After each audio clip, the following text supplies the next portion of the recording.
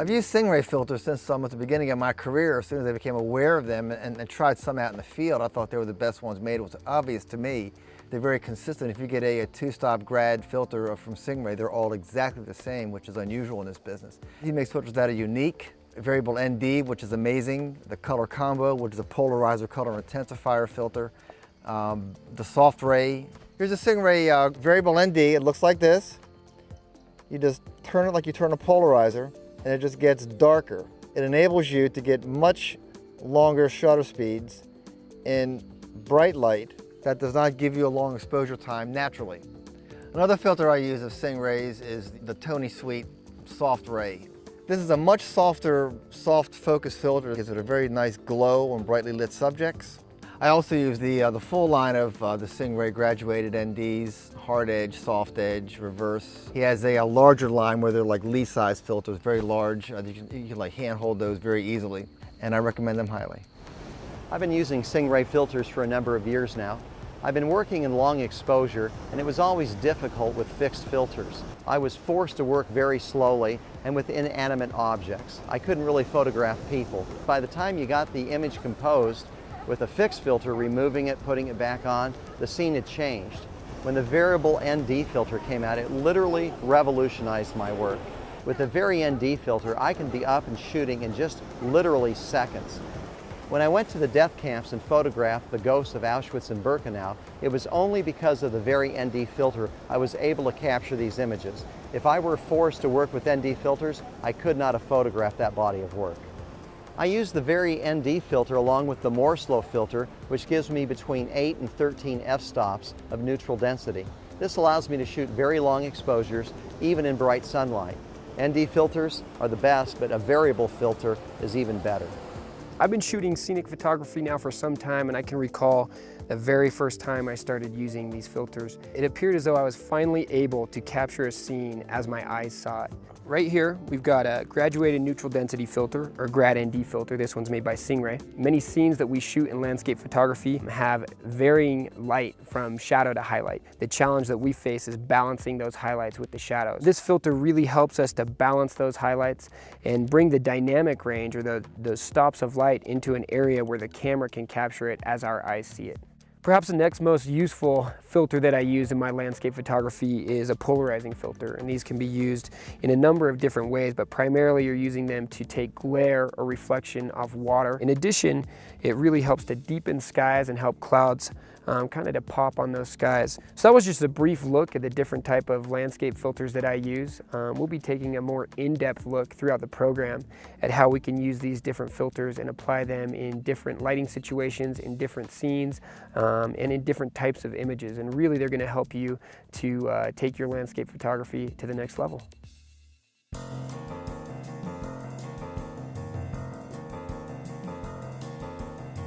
These are all the split grad neutral density filters that I use, and they're all resin, so they're not glass. You can just drop glass once, and you tend to drop these out in the field once in a while. Just to describe what these are, that's a one-stop grad ND. It holds back one stop of light, 2 stops, 3 stops, gets darker progressively, 4 stops. They're soft edge filters, so there's a graduation. So the one stop at the very top then graduates down to nothing down here. 2 stops right here, and then graduates down to nothing, and then 3 stops right here, etc. 4 stops at the very top. These are hard edge filters, where 3 and 4 stop hard edge. You would use these specifically if there was a hard line, like a hard horizon line, like say you want a shot of a dark beach, and the ocean's a straight line. You would like meter the beach, brighten it up, and hold back the sky. Straight line at the horizon. Shooting into the Grand Canyon, for example, there's a straight line on top of that. The canyon's dark. You want to brighten that up with your exposure. And then hold back the sky. Straight line, straight hard line. You would use these there. You would use the graduated grad NDs for, like, if you have a foreground and there's a sky and it's like just like somewhere open where there's no real hard line, a couple of trees, whatever. These are kind of unique. They're reverse grads. An example where these would be used is, for example, if the sky at the horizon is extremely bright, like at dawn, very bright red line, for example, then the sky gets darker as you go up.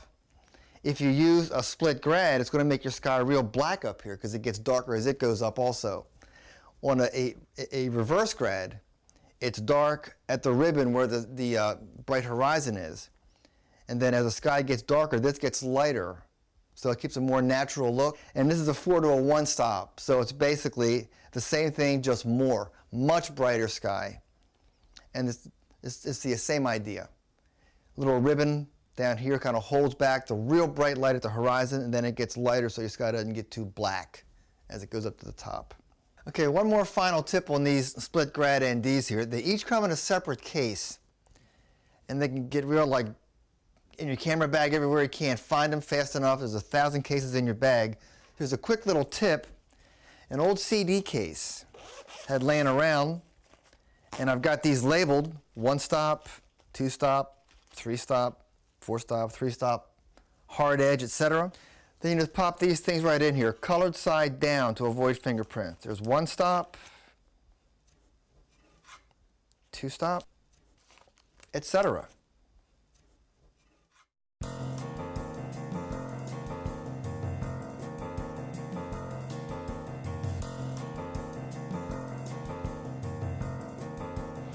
Okay, let's get started with our very first shot. We'll make this a simple 30-second exposure, and let's talk about what you'll need to know for this shot. First, you're going to need to know how to put your camera into manual exposure mode. Secondly, you're going to need to know how to turn your autofocus off in case our automatic focus won't work. And we're going to be using in this shot our variable neutral density filter with 1 stacked filter. That'll give us from 8 to 13 stops of neutral density. We're going to be using a shutter release so we don't vibrate the camera, and of course a tripod. So let's get started. The most important thing in a long exposure is you reduce vibration. So we have a good tripod. We get it set very firmly, especially in sand. You want to be careful. You don't want it to be sinking over 30 seconds. Next, turn off your image stabilization. What happens is in a long exposure, it sees movement and tries to compensate for it, creating a blurry image. And I've done that so many times. Turn off your image stabilization. Now let's compose our shot. Because it's so dark with neutral density filters, we're going to open up our variable filter so it's the lightest it can be, making it easier to compose. I'm going for a little bit of a wide shot. I've got these cliffs in the background going off at an angle, and I've got these waves breaking on the rocks in the foreground. It'll make a really interesting shot. Now I've got some kayakers out there, but they're not going to even show up probably because they're moving. That's the great thing about a 30-second exposure.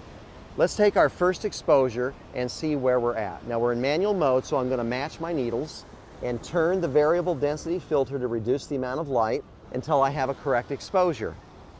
Now let's take it and see what it looks like. 5, 4. It looks good, but it's a little bright, so I'm going to darken that just a little bit. I'm going to go down to about 2/3 of an f-stop underexposed.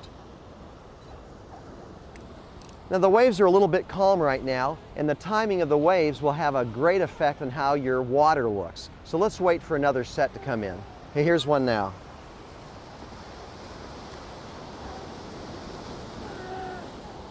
Obviously, we don't want any movement during the exposure. And if there's high winds and you have a long lens, that can be really problematic. So I'll often get my jacket and create a wind block between me and the camera. Much, much better. So what we've got here is some great foreground motion, and then the glassy water from the long exposure, and then the fixed cliffs just dwindling out into the horizon. So this is a good first shot using a basic 30-second exposure and a variable neutral density filter.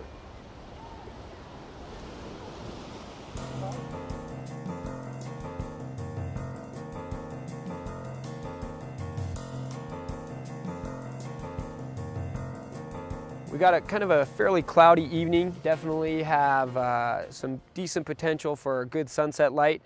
We're hoping for that magic light. Whether it comes or not, we're gonna walk away with a keeper for sure.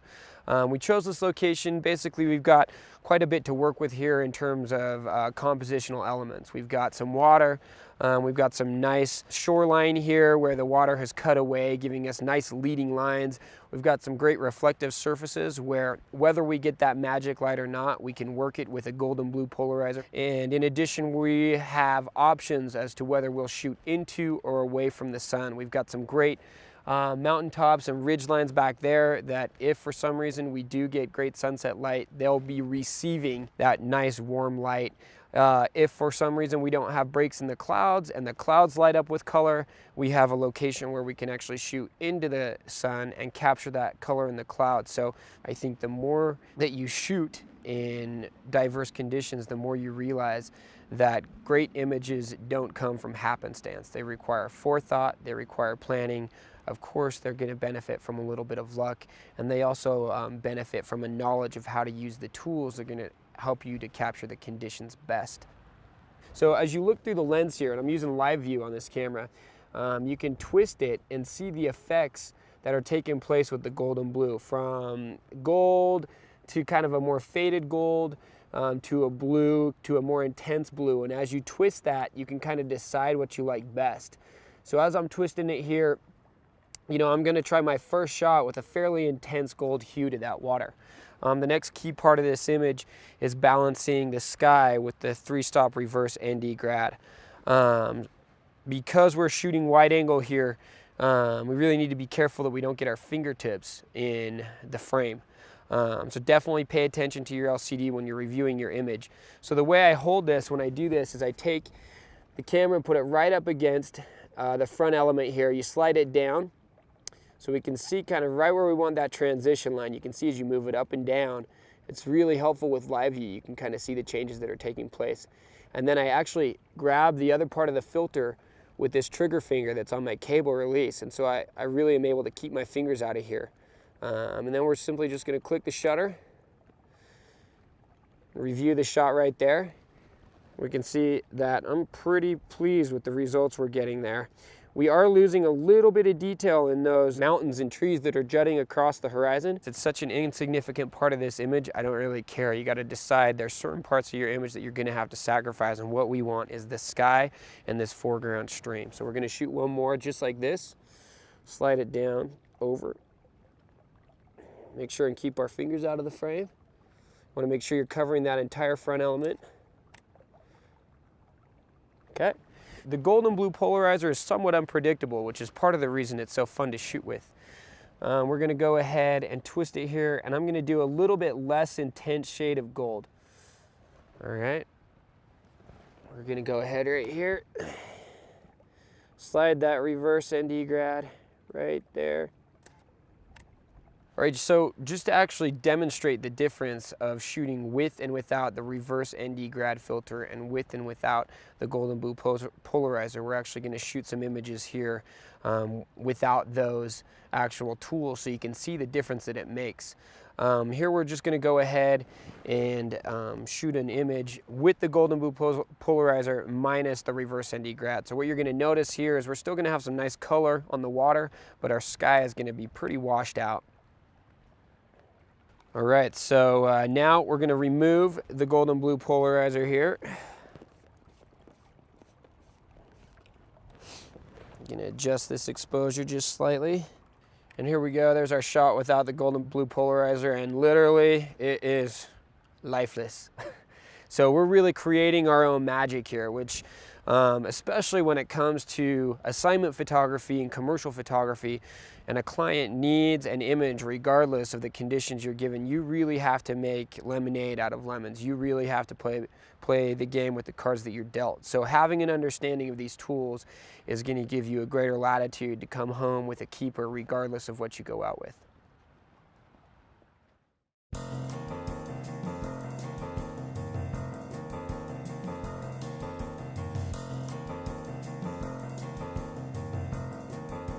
All right, so one of the things to be concerned with water is glare. This is the Singh Ray color intensifier polarizer, which actually punches the color up as well as polarizes the glare out of the water. Now you don't want to polarize the glare out completely because it'll appear that the water is just standing still. you want to leave some of the glare in to show that the water's moving. So we're going to have a look at it first, and it does make a difference. Always hold it up and look through it.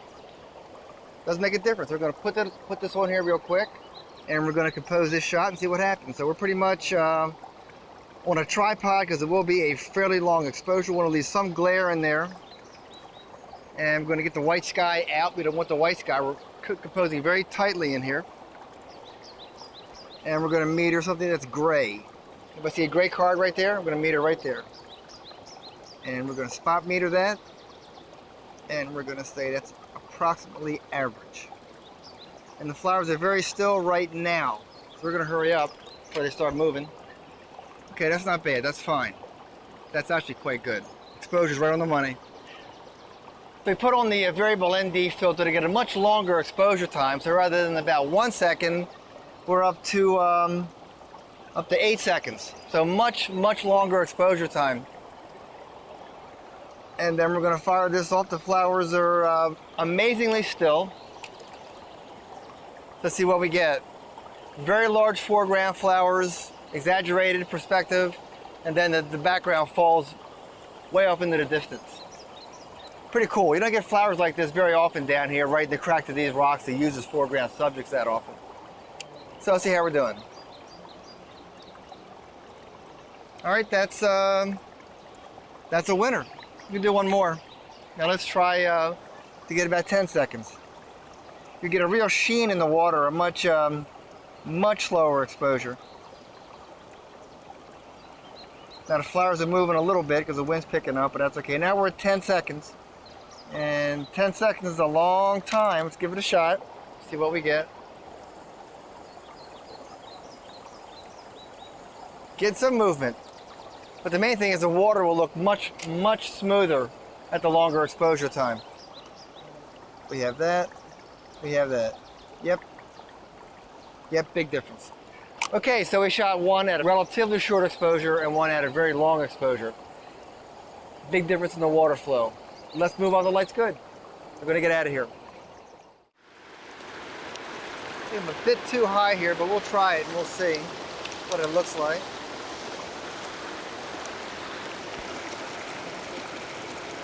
That's pretty nice.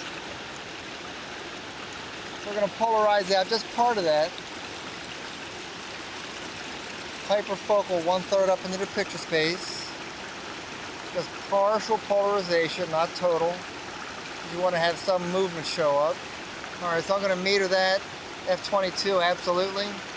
That should be a long exposure. Right now, if I meter that at an average scene, it's 2.5 seconds. Let's try that and see what happens. Got a lift, and there it goes. See what we got, if anything. All right, that ain't too bad. We need a much longer exposure. What I want to do is to increase the exposure so I get more light here, and then I want to get a two-stop grad end. Even though there's no sky, it's brighter out there than it is here. So I want to get a two-stop grad ND and hold back the top part of the picture while I brighten up the foreground part here. So yeah, I'm thinking if I brighten that up by 1/3 of a stop and then hold back 2 stops up top. Now there's a way to calculate that, but I've done these enough, I kind of know I'm in the ballpark most of the time. So we'll just hold that over the top.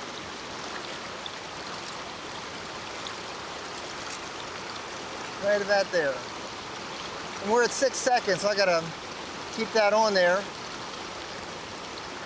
All right, tremendous. Histogram, boy, that is dead on the money. You see that? That is dead on the money. Everything is right at the tip. The dynamic range is huge. Okay, I think we're good.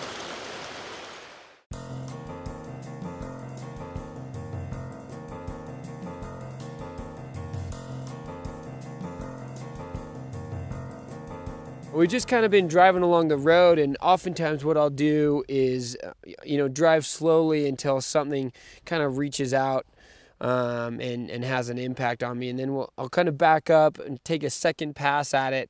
Always kind of looking at my surroundings, paying attention to, compositions. One thing that really helps me to find that image in these conditions is wearing polarized sunglasses.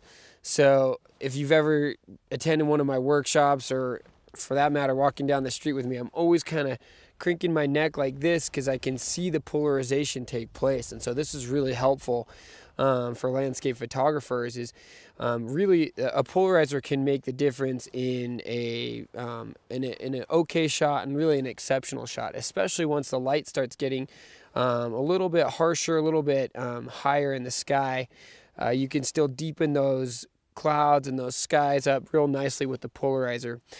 For this shot right here, I'm actually using the LB Color Combo polarizer, and that is a combination polarizer, warming polarizer, and color intensifying filter. So we're not altering any colors, we're just kind of bringing out those reds and oranges. You can see here as we twist the filter, we've had some clouds move in a little bit now, but there are subtle differences in the way that sky pops back there and the way the clouds kind of stand out against that sky, and we're actually going to exaggerate that even a little bit more, or emphasize it, with a soft step Grad-ND filter that we'll use. The maple and the oak, which are our red and orange leaves, are just a little bit past peak. They peaked here about 3 or 4 days ago, and so I kind of need a little extra punch to bring those out in my image. We don't have a whole lot of difference in highlight and shadow from foreground to background here, so we're using a 2-stop soft step Grad-ND filter, obviously hand holding it, and actually you're going to see me kind of cant the filter a little bit. We'll bring it right down right here against the front element. You can kind of see the difference it makes in that background, and especially the sky. We're going to cant it just a little bit because I want a little bit more filtration on the upper left hand corner of my image. Got to make sure we don't get that in the way. We're just going to go ahead and snap a couple pics here. And we're getting some really nice definition. I got a lit foreground right here, lit ridge right here, and everything in my midground is kind of shaded, and it's actually starting to come into sunlight a little bit right now. The really fun thing about shooting in these conditions is that the light is changing so quickly, and so every image is just a little bit different. You may like the spotlighting a little bit more in a different part of your image, so from frame to frame you can really choose which one works best. I like to shoot a number of different compositions, so when I see them full screen I can really choose the one that that has the most impact. So I like including this lit grass in the foreground right here. Definitely gonna dial that polarizer in right there, and you can see the difference it's making in that background. Just kind of get a little bit tighter on this. We're gonna go ahead and bring this 2-stop soft step Grad right up against the front element, canted because I've got some dark clouds in my upper right hand corner, and I really kind of want to lay off as much as I can on filtering those, because I don't want them to appear unnatural. Then we're going to get a little bit tighter right here. I'm going to go ahead and kind of use those branches as my immediate foreground. And you can see I'm kind of balancing my foreground with the peak in the upper right hand corner there. Just get this sucker placed, get that horizon straight.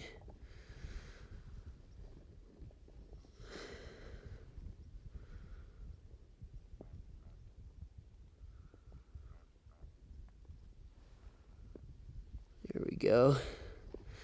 You want to pay attention to the edges of your frame, particularly the bottom of your frame here.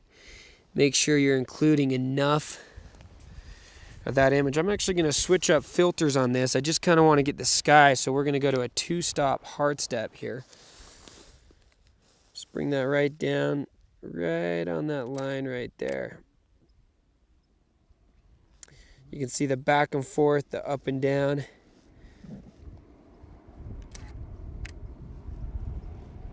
Despite the fact that our light has grown higher, we're still able to work this scene with some broken light and the polarizing filter, the color combo. polarizer in our Vari-ND filter, because we're able to kind of equalize the scene and really kind of bring out the color and the depth in this particular composition.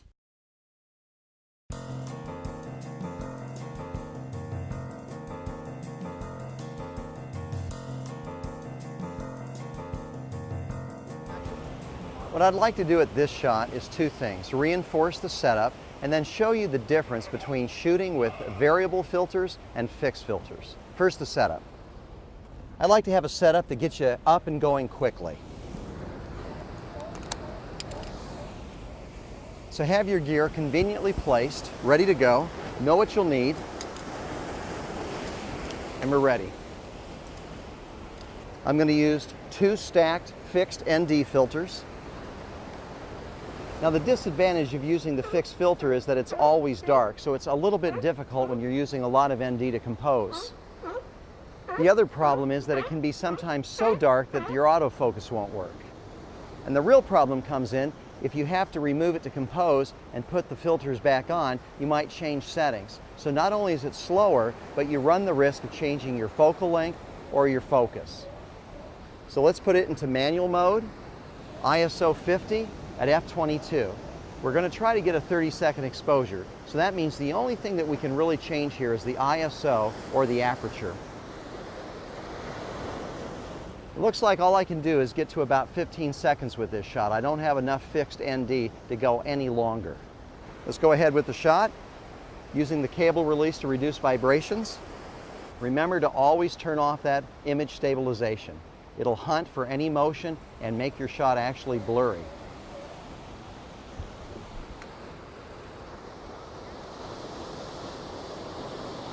Good exposure. Now let's try that again, but using the variable filter. The variable filter only has a maximum 8 f-stops of light reduction, so that's not going to be enough. So what we're going to do is stack our 5 on top of that. That'll give me from 8 to 13 stops of reduction. The setup is very similar. We're still in manual mode, we're still at ISO 50, we're still at f/22. But the advantage is I can dial open the filter so that I can easily see through the lens. Then, once I've got the shot composed, I'll stop the filter down. We're all set to take the exposure at 30 seconds. It won't autofocus, so I'm going to put my thumb over the eyepiece. There it autofocuses. We're shooting these sea lions at 30 seconds, and we're hoping they'll actually move a little bit, creating a little feeling of life. Just a little bit overexposed, so I'm going to turn that neutral density filter down a little bit, easily adjusting the exposure.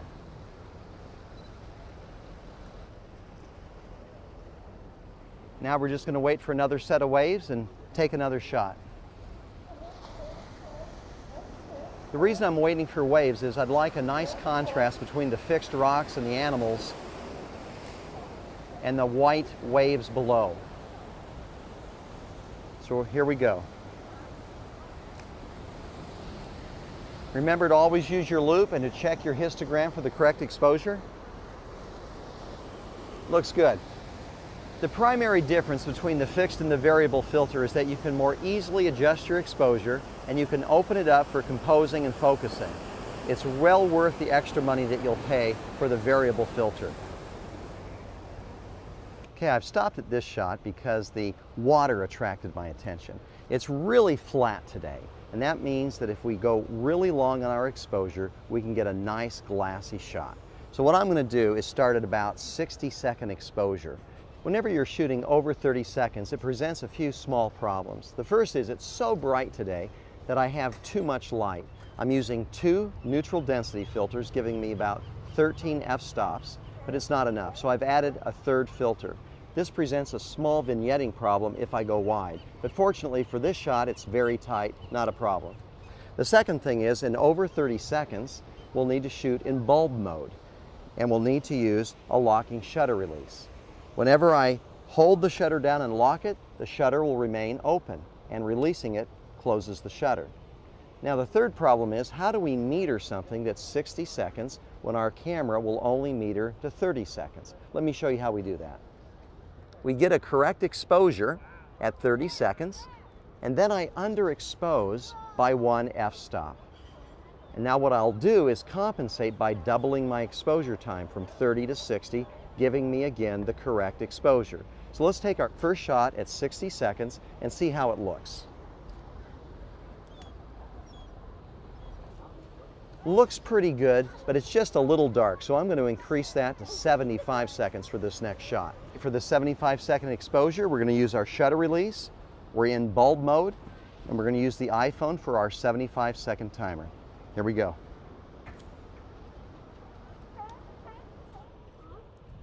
Much better, and we've got the smooth water look that we were looking for. So this is an example of shooting over 30 seconds and getting a longer exposure to provide a very smooth, glassy water.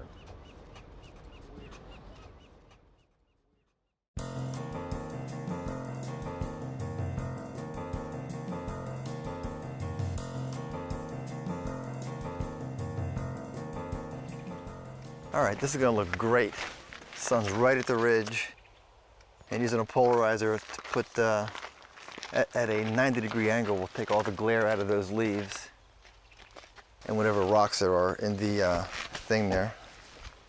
This is the ticket right here. Everything's really warm, got a nice glow to it. Polarizing the glare out of the leaves brings the color out. Yep, right there. And we're gonna spot meter right there at about plus a third. Make sure our balance is good from edge to edge. And we're at f22 and we are focused about a third of the way in. Man, we are so lucky to get this light. Unbelievable. We got some warm light. I'm gonna add the Tony Sweet Soft Ray. It's a great filter for weddings. Bride's dress is all white, but it's also great for nature. Oh yeah, it's tremendous. Yep, gives like a really, really, really soft look. And we'll brighten that up just a shade. Also holds back a stop of light, so I got it overexposed slightly to bring that in. Now I'm going to go wide after this and get more of the whole situation there. Come in a little more. How about right there? How about right? Get rid of that tree. That's too much. I don't like that. Have it all the way in. Nope. You don't want to crop too tight because you're gonna miss the point. You want to see some of those tree trunks. Okay, and we'll meter that again at about a third over 2 seconds. Okay. Try one more wide shot. Polarizer and no soft filter. See what that does. So I want to get one more real low to the ground with a wider angle lens. Get the detail on this gravel road here, which is kind of cool. You know, the shadows are picking up the fence lines in the road, which is kind of neat too. So we'll do that, and then we'll move down the road and see what's going on. Okay, let's get down here just a little bit lower. Get more of an expansive type of look. And do I want that post right there? I think I do. Okay. Right about here. Right about there. I actually like the road. So I'll get a little bit of that. And then we'll do a little polarization. I don't want to polarize too much because wide angle lenses tend to give you patchy polarization. That's pretty good right about there. And then we'll turn the camera on. Let's try that, see how that works. And then we'll spot meter over there at about a third over. I think we're good. Okay, that needs a soft focus filter. Let's try one of those.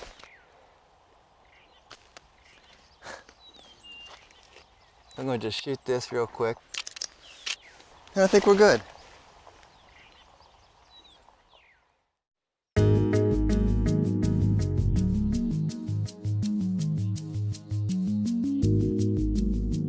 Thanks for joining us today. We really have just touched the tip of the iceberg on what's possible to achieve with your Singh Ray filters. You can find a whole lot more like tips, tutorials, inspiration, and techniques at singrayblog.com. Also feel free to check out Master Photo Workshop's series of full-length DVDs. It's like taking a professional workshop from myself, Tony Sweet, and other leading professional photographers on a variety of subjects. For more information or for sample clips, check out masterphotodvd.com. So on behalf of Singh Ray Filters and Master Photo Workshops, thanks for watching, and we'll see you in the field.